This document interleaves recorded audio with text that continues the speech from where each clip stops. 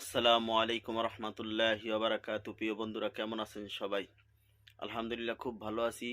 আপনাদের সাথে কিছু কথা শেয়ার করতে চাই। এটা করা খুবই জরুরি, কারণ এটা মানুষের উপকারের জন্যই বলা। আমাদের ভিতরে অনেক সময় অনেকে মারা যায়, আমরা তাদেরকে গোসল করাই। আহ, এলাকার ভিতরে যারা গোসল করাইতে পারে এরকম নির্ধারিত কোনো মহিলা অথবা পুরুষ মারা মারা গেলে পুরুষকে দিয়ে গোসল করাই।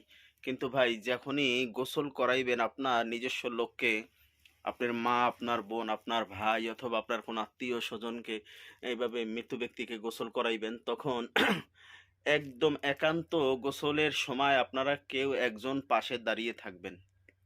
কারণ বর্তমানে এমন কিছু কুচক্র লোক বের হইছে, যারা এই মুদ্দারদেরকে, এই লাশকে গোসল করায়। তারা ওই লাশের পানি, লাশের চুল অথবা লাশের পায়ের আঙ্গুলের নখ, হাতের নখ, মাথার চুল ইত্যাদি ইত্যাদি এরা একটা চক্রের কাছে বিক্রি করে দেয়।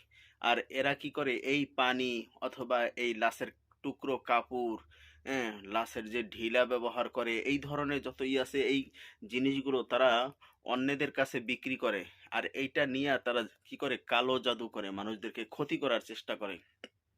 তো মানুষদেরকে ক্ষতি করার চেষ্টা করে, এই ক্ষতি থেকে বাঁচানোর জন্য প্রিয় বন্ধুরা, আপনারা খেয়াল করবেন, আপনাদের যখন আত্মীয়রা স্বজনেরা মারা যায় তখন আপনারা কেউ পাশে দাঁড়িয়ে থাকবেন, যাতে করে এই জিনিসগুলো চুরি করে না নিতে পারে।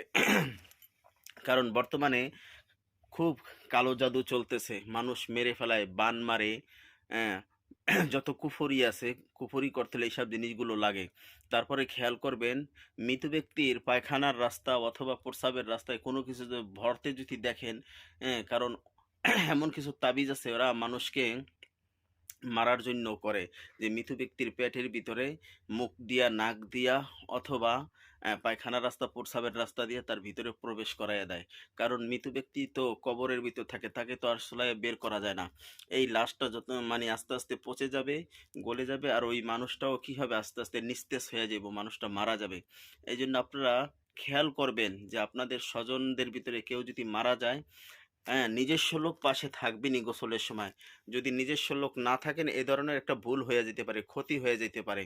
এই জন্য প্রিয় বন্ধুরা, কথাগুলো খুব খেয়াল করবেন, কথাগুলো, এবং প্রচার করে দেবেন। বর্তমানে এই চক্রগুলো খুবই খারাপ করতেছে মানুষ। দেখবেন আপনার এই কালো জাদু যদি আপনাকে করা হয়, তাহলে ডাক্তারের কাছে আপনার এই রোগ ধরা পড়বে না। ডাক্তার বাইটা খাওয়াইলেও আপনি সুস্থ হবেন না। এজন্য আমার মুসলমান ভাইরা, আমার দিনের ভাইরা